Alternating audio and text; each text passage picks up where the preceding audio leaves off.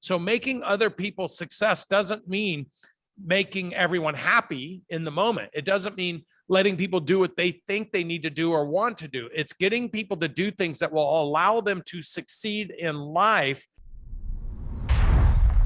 Say, I hear you talk a lot about making my job is to make my team's job easy. And I was going to ask for specific examples, and you gave one in onboarding a new person. So I don't know if you have any other examples of that. Well, I mean, Grant talks a lot about this as well. Like, one of the reasons Grant does promotions is so he has a reason for a sales team to get on the phone and talk to a client versus them just sitting there trying to find a client. So in our case, we try to make people's success easy by investing in technology to streamline their workflow, try to make people's success easy by look at Russ, you of anybody, because you've been in this community for a long time. We're doing shows.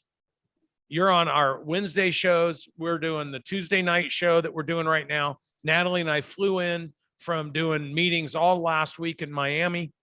We've got 4 days of events that we're speaking at here. Why are we doing all this? We're doing it because we want to demonstrate to our team member and lead from the front, our team members, and lead from the front and teach these concepts ourselves, so that it takes the burden off the team members from being able to do everything that we know how to do.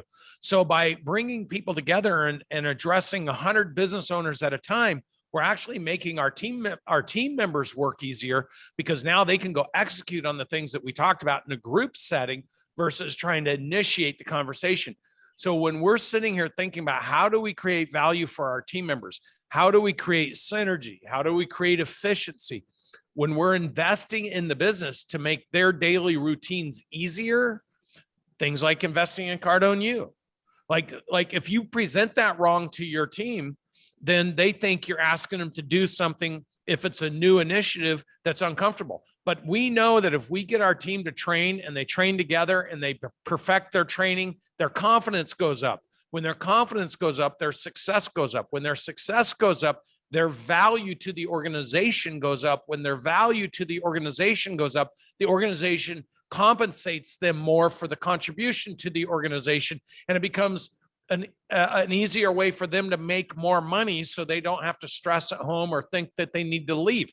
So making other people's success doesn't mean making everyone happy in the moment. It doesn't mean letting people do what they think they need to do or want to do. It's getting people to do things that will allow them to succeed in life.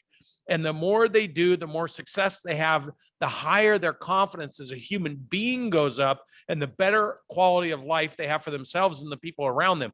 So we take making other people's success and making by leading them to make it easier for them to succeed. We take that so responsibly that we are traveling the world, pounding us into the sand every single day, just like we have with you. I mean, you and I have had some very direct conversations, because I know you want to succeed. I know you're frustrated. I know you keep showing up. I know you keep trying. But when I have a friend banging their head against the wall over and over and over, it's my job to go and say, hey, dude, let me show you a different way to do this.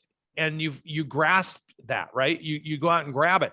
So my job is to make your life, Russ, easier, so you can succeed personally, professionally, and financially by investing in you and teaching you the things I've spent 25 years screwing up, so you don't have to. That's an example of making other people's success easy. And one of the leadership philosophies on that I think takes somebody who's really self-aware is, did I let them know what success looked like? And again, that sounds really straightforward, but if in their role, they don't have a clear picture of what they're being measured on, there's no way that you can really come down on that person for not reading your mind of what success looked like. And anytime I, not too long ago, let go of a team member who was great in a different role and just wasn't great in another role. And at first I beat myself up. The first role of a leader is to say, what could I do different? And I recognize that the metrics and the incentives were never quite right. But then you have to look at, but was there common sense, or was there other things that just were not fulfilled that should have been fulfilled, that they should have known, and it shouldn't have taken it. It's that fine line, right?